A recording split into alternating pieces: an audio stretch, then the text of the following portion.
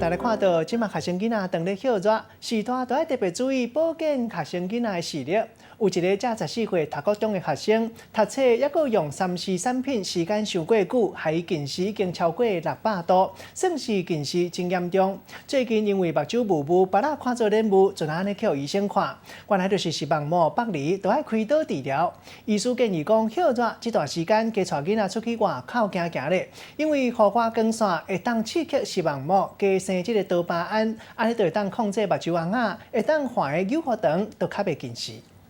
手机啊，酷酷路，这是真侪学生啊休热的生活。一个读高中2年啊姓李的查甫囡仔，就是因为一直读册，佮加上长时间伫使用这个3C 的产品，伊近视的度数逐年拢增加到100度，到即摆已经是600度啊。伫个今年的6月，伊发觉到看物件模糊袂清楚，互医生检查才发现到倒蕊的视网膜已经剥落来啊。正蕊的视网膜嘛有破空，才紧急来开刀治疗。我们很纳闷，说他们那么小的小朋友为什么会有得到这一则疾病？那500度以后，眼球拉长，这样子的机转就是眼球就像吹气球一样，越吹越薄，就容易破掉。根据国健署的调查，细汉囡仔近视上是行伫咧这个幼稚园的大班，已经有1成的囡仔来治疗近视。到国小1年的时阵，近视的比例嘛增加到2成。到升2年的时阵，嘛是同款的倍数咧成长，近视的比例活要到4成咯。平均落来，每一个人逐年增加到75至100度近视度数。对目睭的损伤是真大。伫个国外，嘛有研究显示讲，